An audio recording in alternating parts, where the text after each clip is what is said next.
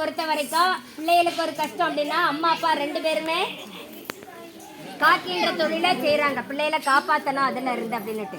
அதே மாதிரி உலக மக்களை படைத்த அந்த மகாவிஷ்ணு மக்களுக்கு தீமை வரும்போதெல்லாம் அதை காக்கணும் அப்படிங்கிறதுக்காக அவதாரம் எடுத்து வந்தார்.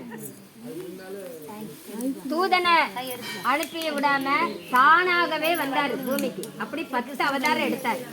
முதல்ல மச்ச அவதாரம் சொல்லுங்க. மச்சம்னானது மீன் அவதாரம், மீன். ரெண்டாவது கூர்ம அவதாரம். கூர்ம அவதாரம்னா ஆமை அவதாரம், சரியா? மூன்றாவது வராக அவதாரம்.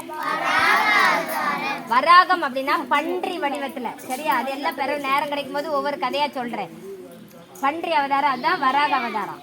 நான்காவது நரசிம்ம அவதாரம். நரசிம்மன் நரன் அப்படின்னா மனிதன், மனித உடம்பு.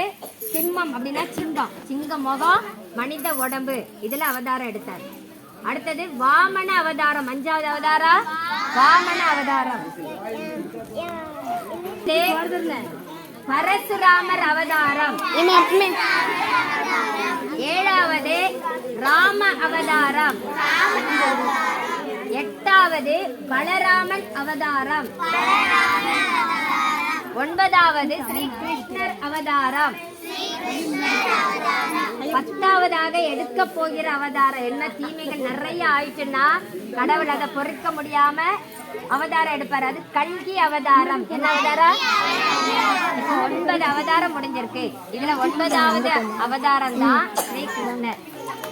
அந்த அஷ்டமி திதியா நவமி திதியும் போய் எங்க திதியில யாருமே நல்லது பண்ண மாட்டேங்காங்க, எங்களை வெறுத்து ஒதுக்குறாங்க அப்படிங்கறதுனால ராம அவதாரம் எத்தனாவது அவதாரம் சொன்னேன்? யாராவது